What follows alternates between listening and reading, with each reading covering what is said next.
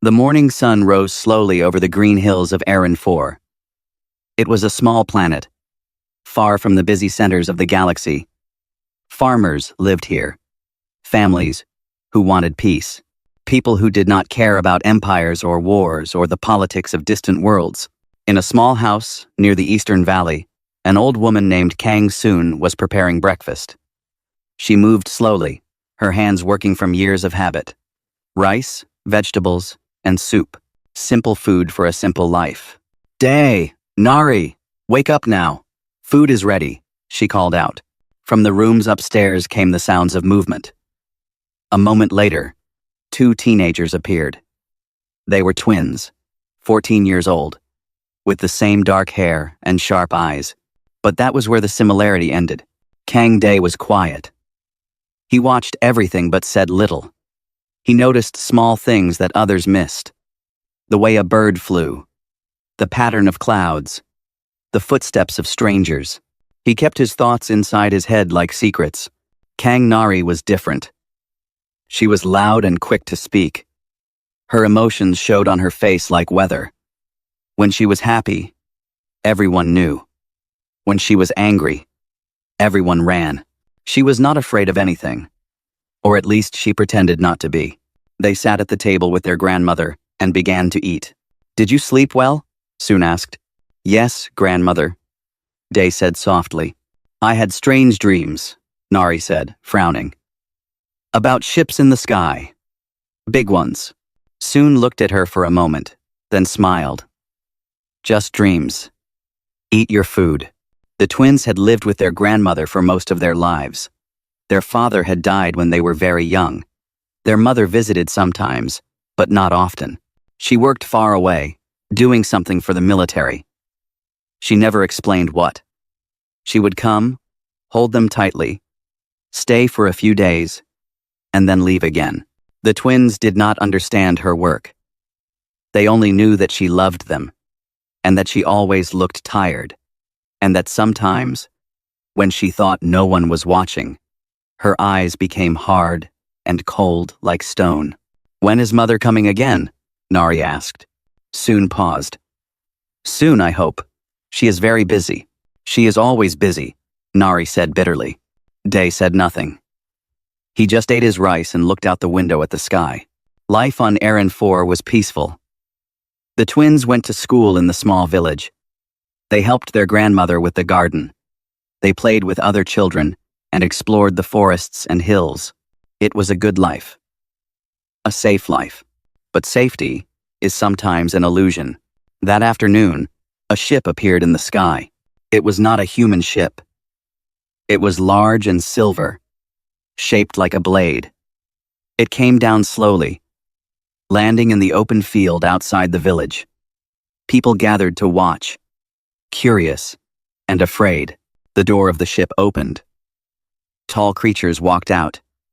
They had gray skin and 4 eyes. Their bodies were thin and covered in armor that shone like metal. They moved with the confidence of those who had never been challenged. These were Valorians, soldiers of the Galactic Empire. The village leader, an old man named Juan, walked forward nervously. "Welcome to Erin 4. How can we help you?" The lead Valorian looked down at him with disgust. To the Valorians, humans were primitive, weak, barely worth noticing. They had expanded their empire across 1,000 worlds, conquering species far stronger than these soft creatures. "We are here on imperial business," the Valorian said. His voice was cold. "We require specimens for study. Genetic material from various species. You will cooperate." Juan's face went pale. "Specimens? What do you mean?" "Children," the Valorian said simply. "Healthy ones. Young ones.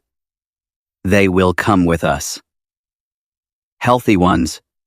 Young ones. Panic spread through the crowd. Parents pulled their children close. Some ran, but the Valorians did not chase them. They had scanners. They had already chosen their targets. That night, while the village slept in fear, the Valorians moved, Day woke to the sound of breaking glass. He sat up in bed, his heart beating fast. Something was wrong. He could feel it in his bones. The door to his room burst open. 2 Valorian soldiers stood there, their 4 eyes glowing in the darkness. "This one of them said. Day tried to run, but they were faster. Strong hands grabbed him, lifted him, carried him out. In the next room, he heard Nari screaming, "Let me go. Let me go." Grandmother soon was in the hallway, trying to stop them. She was old and small, but she fought like a tiger. She hit one soldier with a cooking pot. She scratched another with her nails, but it was useless. One soldier struck her, and she fell to the ground, unconscious. Day felt something break inside him. He stopped struggling. He went still, but his eyes never closed. He watched everything. He remembered everything. The soldiers carried the twins outside into the cold night air. The silver ship waited, its door open like a hungry mouth. Nari was still fighting, kicking and biting. But Day was calm now. He looked at their house, at their grandmother, lying on the floor inside. He looked at the stars above, somewhere out there. Their mother was working, doing her job, not knowing what was happening. "Mother," Day whispered. The soldiers threw them into the ship. The door closed. The engines roared, and then they were gone. The village woke to silence. Grandmother soon was found the next morning, alive, but weak. She could not speak for hours. When she finally did, she said only one thing. "Call her. Call Yuna. Tell her they took her children." The message was sent across space, traveling faster than light, racing toward a woman the galaxy did not yet know to fear. On Erin 4, the sun rose again. The birds sang. And far away, in the cold darkness of space, 2 children held each other's hands and waited for someone to save them. They did not know that their mother was not just coming. She was already preparing to burn the galaxy down to find them. The Earth command station floated in the darkness near Mars. It was the largest military base humanity had ever built. Thousands of soldiers worked there. Hundreds of ships docked at its ports. It was a symbol of human strength, hidden from the galaxy.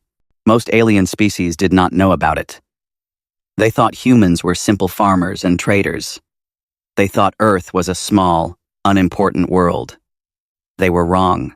In the central command room, General Kang Yuna stood before a table of officers. She was tall and lean, with black hair pulled back tightly. Her uniform was simple, without decoration. She did not need medals to show her rank. Everyone knew who she was.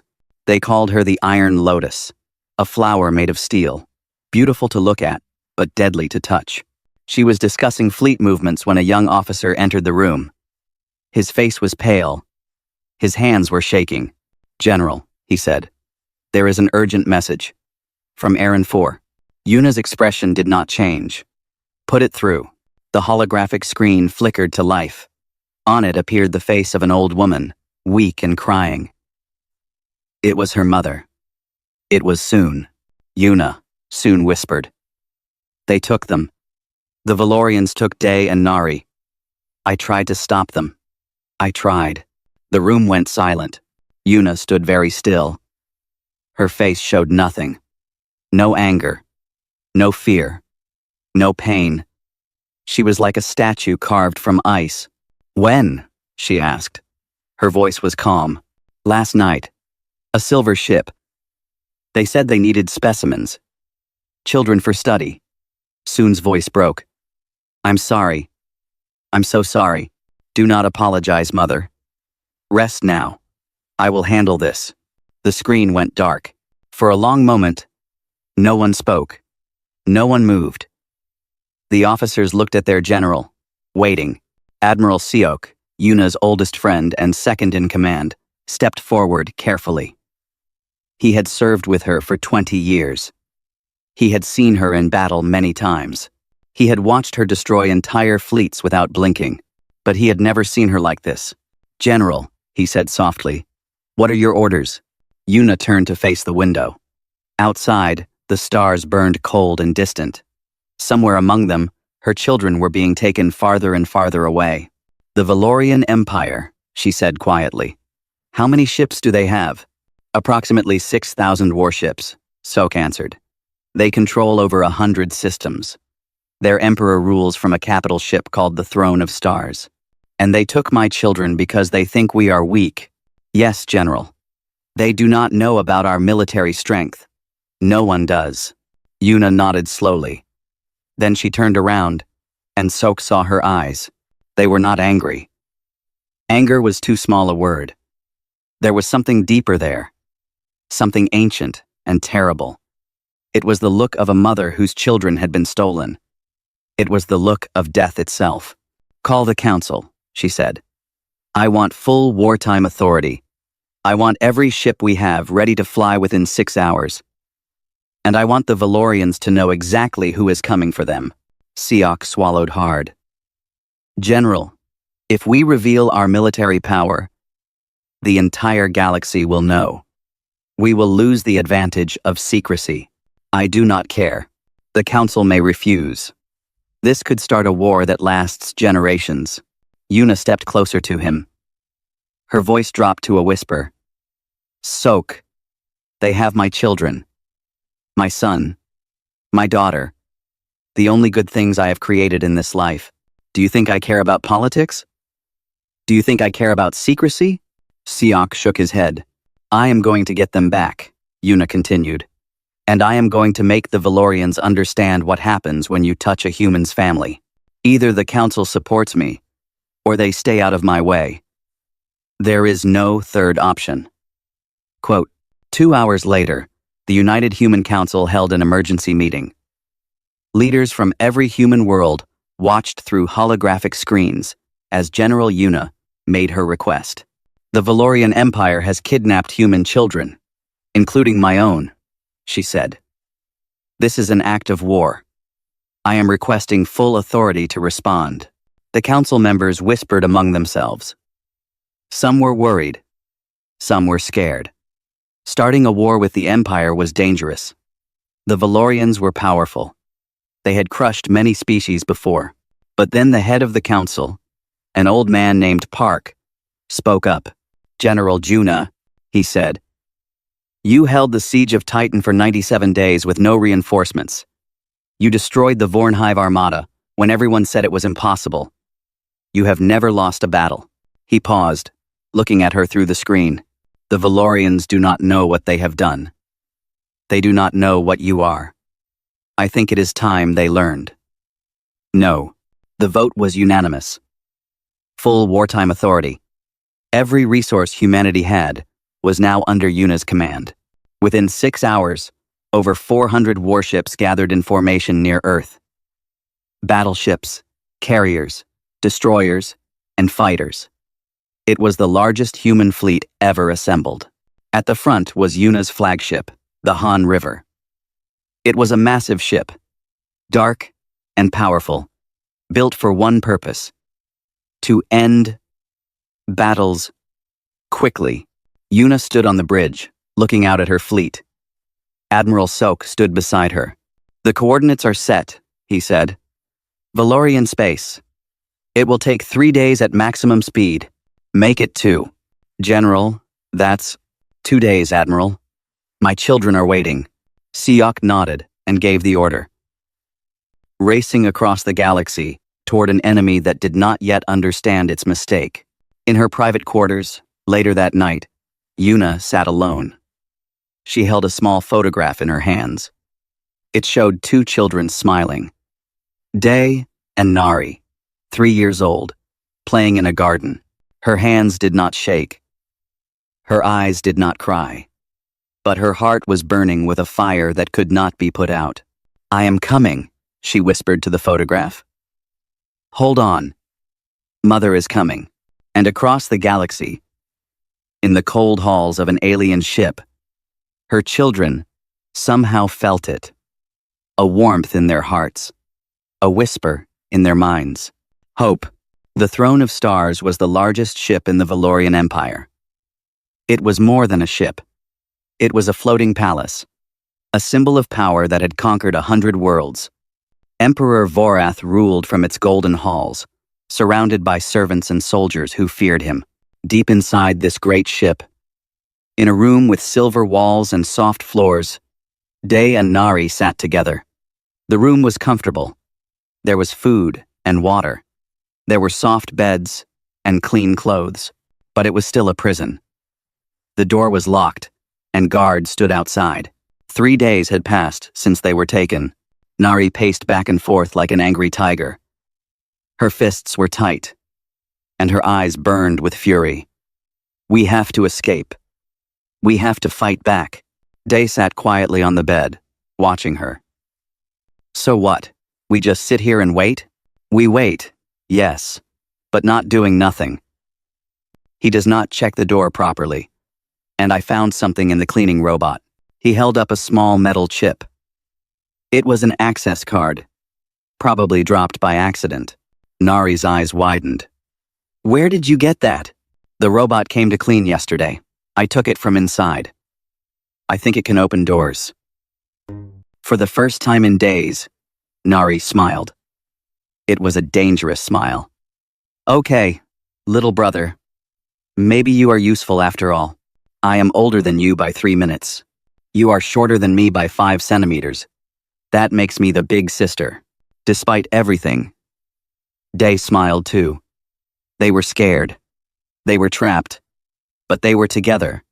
And they were not giving up.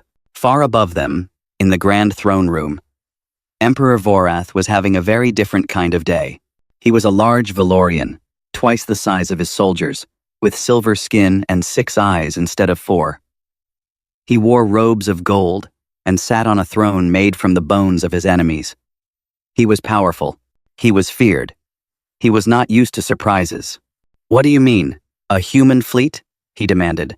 The messenger knelt before him, trembling. My emperor. Our scouts have detected a large formation of ships entering our space. They are human vessels. Over 400 of them. Ound. Vorath laughed. It was a cold, ugly sound. Humans? Those primitive farmers? They barely have a space program. You are telling me they have a war fleet? Yes, my emperor. And they are coming directly toward us. Fast. Very fast. The laughter stopped. Vorath leaned forward on his throne. Show me. A holographic map appeared in the center of the room. On it, hundreds of red dots moved in perfect formation through Valorian space. They were not stopping. They were not slowing down. They were heading straight for the heart of the Empire. This is impossible, Vorath whispered. Where did they get these ships? His chief advisor, a thin Valorian named Krell, stepped forward. My emperor. It appears humans have hidden their military strength from the galaxy. We thought they were weak. We were mistaken. Who commands them? Krell hesitated. He looked like he wanted to disappear.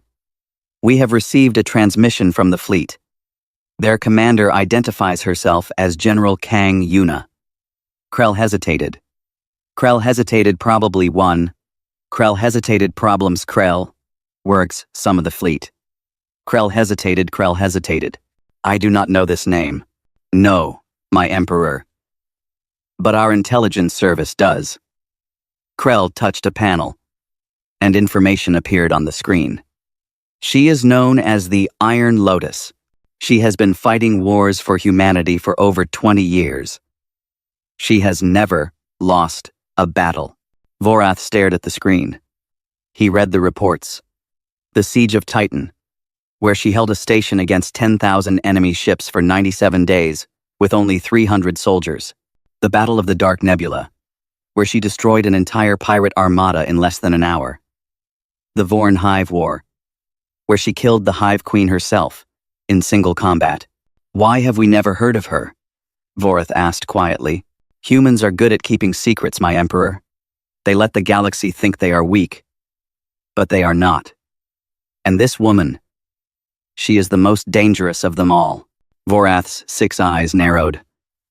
Why is she coming here? What do we have that she wants? The room fell silent. No one wanted to answer. Finally, Commander Rin stepped forward. He was the officer who had led the mission to Aaron 4. He was the one who had taken the children. "My Emperor," Rin said, his voice shaking. "The children we took from the human colony. 2 of them were. They were her children." The silence became absolute. Every Valorian in the room stopped, breathing. Vorath slowly turned to look at Rin. His face was terrible to see. "You took the children of the Iron Lotus? We did not know, my Emperor. You thought humans were insignificant. You thought their children did not matter." Vorath stood from his throne. He was trembling, but not with anger, with fear. "You have brought death to our door, Commander. We can use them as hostages. She will not attack if we threaten to harm them. You fool." Vorath's voice was barely a whisper. "You do not threaten a mother's children. You do not negotiate with a mother's rage. She is not coming to talk. She is coming to destroy us." He turned to his generals. "Prepare the defense fleet. 600 ships. Meet them at the border. And the children, my Emperor?" Vorath looked at the map, at the red dots growing closer every second. He could almost feel her coming. The Iron Lotus. The most dangerous human alive. Coming for her babies. "Keep them alive," he said. "They are the only thing that might save us." But deep in his heart, Vorath knew the truth. He had made the worst mistake of his reign. He had poked a sleeping dragon. And now, the fire was coming. In their silver prison, Day and Nari felt the ship shake. Alarms began to ring. Soldiers ran through the halls, shouting orders. "Something is happening," Nari said. Day walked to the small window and looked out at the stars. "Mother," he whispered. Nari came to stand beside him. Together, they watched the distant lights grow brighter. "She came," Nari said softly. "She really came." Day nodded. For the first time since they were taken, he felt safe. Their mother was here. And she was not coming alone. She was bringing an army. The Battle of the Crimson Veil began at dawn. The Valorian defense fleet waited at the border of their space. 600 warships, arranged in perfect formation, ready to crush the human invaders. Their commanders were confident. They had more ships. They had more experience. They had conquered dozens of species before, but they had never faced humans. Not really. Not like this. General Yuna stood on the bridge of the Han River, watching the enemy fleet appear on her screens. Admiral Siok stood beside her, along with 50 officers who had followed her through a dozen wars. "They outnumber us," Siok said quietly. "Numbers do not win battles," Yuna replied. "Will wins battles. Skill wins battles. And they do not have enough of either." She pressed a button on her chair. Her voice went out to every human ship in the fleet. "This is General Yuna. The enemy thinks we are weak. The enemy thinks we are farmers and traders who do not know how to fight. Today, we will teach them the truth. They have taken our children. They have taken our future. And we will not stop until every single one is safe. For humanity. For our families. Attack." 400 ships moved as one. The Valorians expected the humans to be cautious. They expected a slow approach, careful maneuvers, maybe an attempt to negotiate. They were wrong. The human fleet hit them like a hammer. Yuna's tactics were simple but brutal. She sent her fastest ships around the enemy's sides, while her heavy battleships pushed through the center. The Valorians tried to respond, but they were too slow, too predictable. They had spent centuries fighting weaker enemies, who always ran away. Humans did not run. In the first hour, 80 Valorian ships were destroyed. In the second hour, 100 more. By the third hour, the Valorian commanders were screaming at each other, their formation broken, their confidence shattered. On the Han River, Yuna watched the battle calmly. Her eyes tracked every movement, every explosion, every opportunity. She gave orders in a steady voice, moving her ships like pieces on a game board. Squadron 7, turn left and hit their supply ships. Squadron 12, cover the wounded vessels. Han River will push forward to the command ship. General, their command ship is heavily defended, an officer warned. I know. That is why we are going there personally. The Han River surged forward, its massive guns firing. Enemy ships exploded around it. Smaller fighters flew beside it like loyal wolves. Yuna did not flinch as the ship shook from enemy fire. She simply kept giving orders. 4 hours after it began, the Battle of the Crimson Veil ended. The humans had lost 40 ships, brave soldiers who had given their lives for the mission. Yuna felt each loss like a wound. She would remember their names forever. The Valorians had lost 310 ships. The rest were running, retreating, trying to escape. Their great defense fleet was broken. Yuna opened a channel to all Valorian frequencies. Her face appeared on screens across the Empire. This is General Kang Yuna of the human fleet. You have taken something precious from me. Return my children now, and I will stop. Refuse, and I will come to your throne and take them myself. You have 1 hour. On the throne of stars, Emperor Vorath watched the message with growing terror. His hands were shaking. His advisors were silent. Commander Rin stood in the corner, his face white as bone. What do we do, my emperor? Krell asked. Vorath did not answer. He was staring at the screen, at the face of the woman who had just destroyed his fleet. He saw no mercy in her eyes, no hesitation, only cold, absolute determination. Give her the children, he whispered. Give her whatever she wants. But Commander Rin had other ideas. No, Rin shouted. If we give them back, we look weak. The other species will see that humans can challenge us and win. Our empire will collapse. It will collapse faster if that woman reaches this ship, Vorath snapped. Then we use the children as shields. She will not fire if we put them in front of our guns. It was a desperate plan, a cowardly plan. But Vorath was too scared to think of anything better. He nodded slowly. Do it. Bring the children to the main hangar. Put them where the humans can see them. But they were already too late. Deep in the ship, Day and Nari had been waiting for this moment. When the alarm started and the guards became distracted, they made their move. Day used the stolen access chip on the door. It clicked open. Nari checked the hallway. One guard remained, looking at his communicator nervously. I will distract him, Nari whispered. You run for the maintenance corridor. No. We go together. Day. Together. Or not at all. Nari sighed but nodded. They crept out of the room, staying low, moving fast. The guard heard them and turned. But Nari was faster. She grabbed a cleaning tool from the wall and threw it at his face. He stumbled backward, and the twins ran. Alarms screamed. Red lights flashed. Soldiers shouted and chased them through the corridors. But Day had memorized the ship's layout during their 3 days of captivity. He had watched the guards, counted the turns, noted every exit. He led Nari through narrow passages and hidden doors, always one step ahead. Finally, they reached the maintenance level. Dark tunnels stretched in every direction, filled with pipes and wires. The soldiers could not follow easily here. This way, Day said. The hangar is below us. They climbed down ladders, crawled through vents, and squeezed through spaces too small for adult Valorians. After what felt like hours, they dropped into a storage room near the main hangar, and there, through a window, they saw human ships approaching. We made it.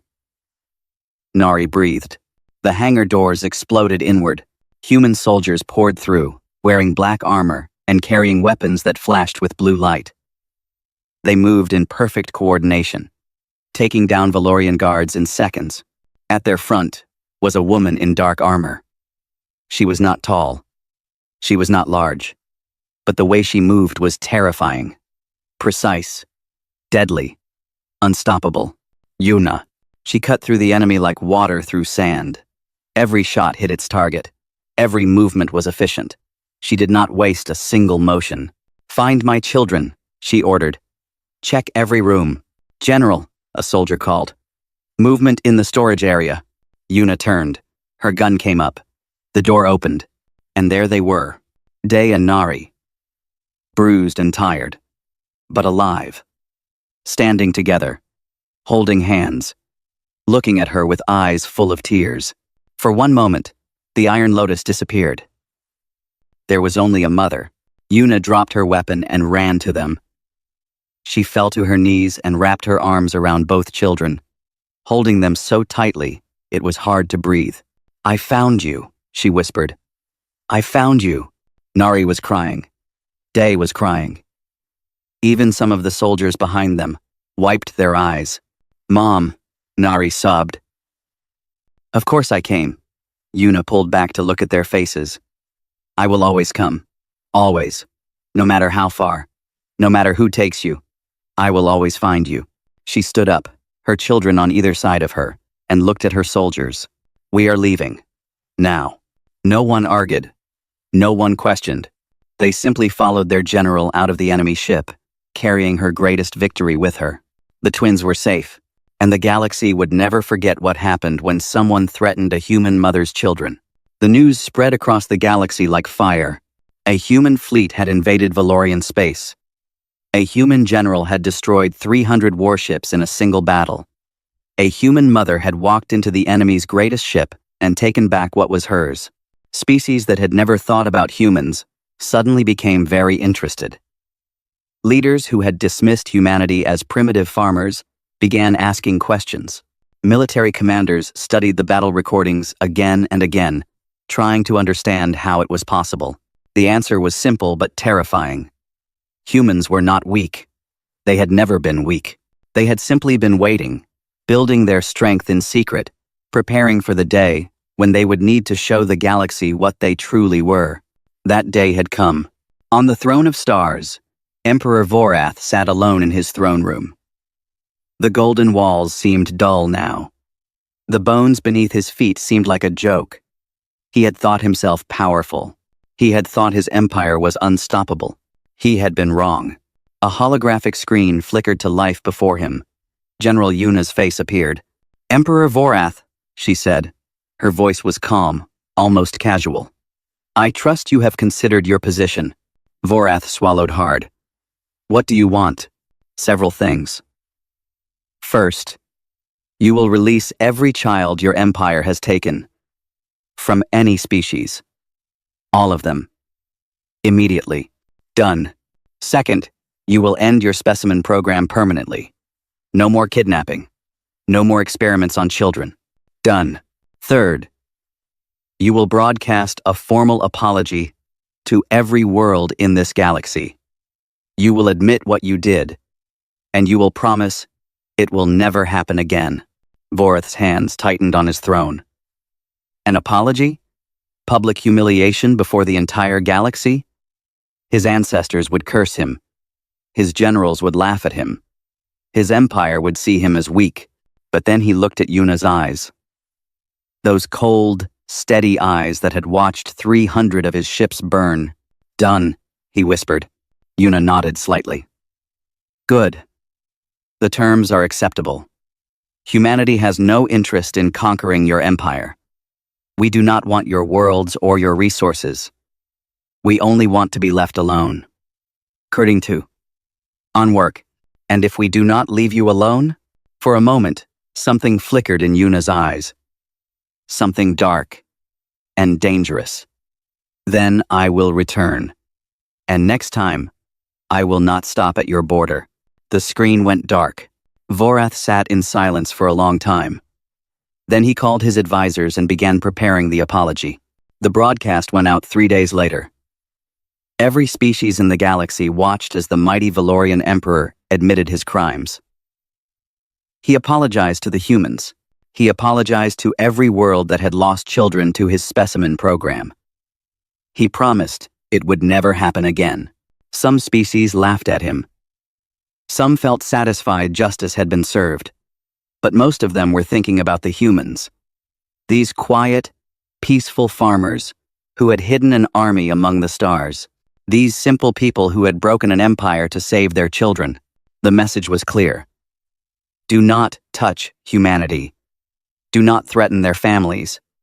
Because if you do, they will come for you, and they will not stop until they have won. On a small transport ship flying home toward Aaron 4, Day and Nari sat with their mother in a private cabin. The lights were dim, and the stars drifted slowly past the windows. Yuna looked different now. She was not wearing her uniform.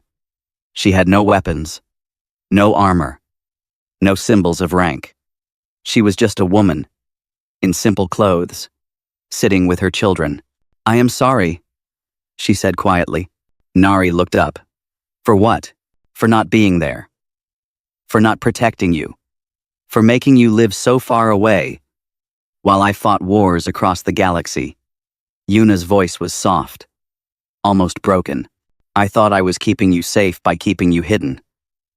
Day reached out and took his mother's hand. You came for us. That is what matters. I should have been there to stop them from taking you in the first place. You cannot be everywhere. Nari said. You cannot stop everything. Bad things happen. But you found us. You brought us home. That is enough. Yuna looked at her daughter's face. Nari had changed in the past week. She was still bold, still quick-tempered, but there was something new in her eyes. Strength, wisdom, the understanding that the universe was cruel, but love was stronger. When did you grow up so much? Yuna asked. Nari smiled. Probably when aliens kidnapped me, and I had to escape from a giant spaceship. Despite everything, Yuna laughed. It was a small sound, rough from years of not being used, but it was real. Day looked out the window at the stars. Mom, can I ask you something? Anything. Were you scared? Even a little? Yuna was quiet for a moment. She thought about the message from her mother, the flight across the galaxy, the battle, the moment she walked into that enemy ship, not knowing if her children were alive or dead. I was terrified, she said honestly. More scared than I have ever been in my life. But you did not show it. Day said. You seemed so calm. That is what fear does to me. It does not make me panic. It makes me focused. It makes me dangerous. She looked at both her children. When I learned they had taken you, I was not angry. I was not sad.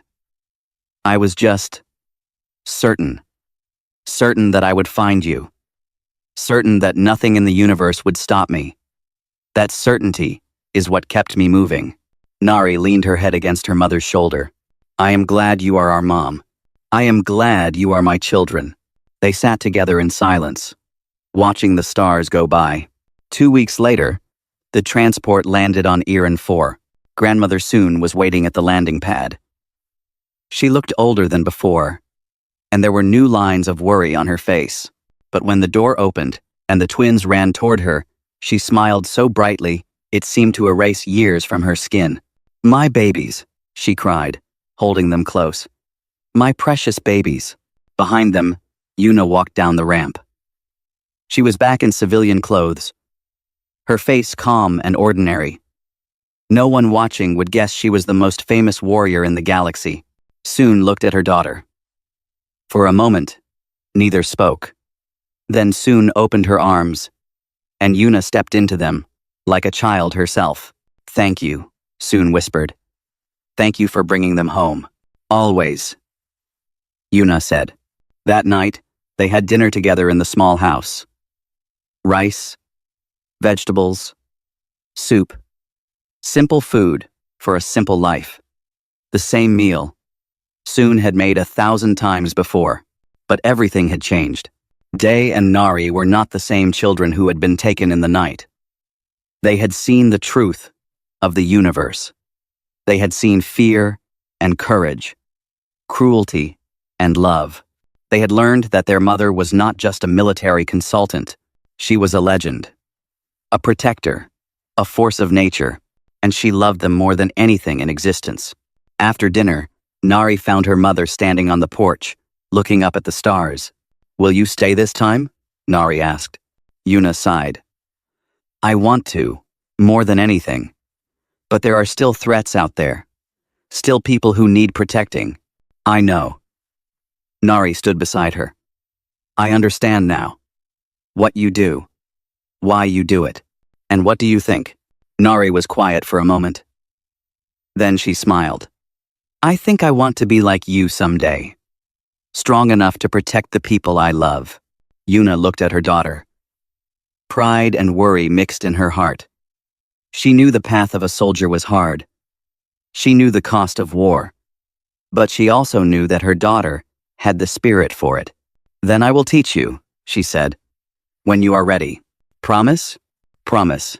They stood together under the stars, mother and daughter, warrior and future warrior. Behind them, through the window, Day was helping his grandmother clean the dishes. Soon was laughing at something he said. This was what Yuna fought for.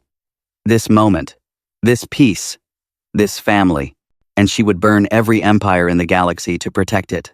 The universe had learned an important lesson. Humans were not weak. Humans were not insignificant.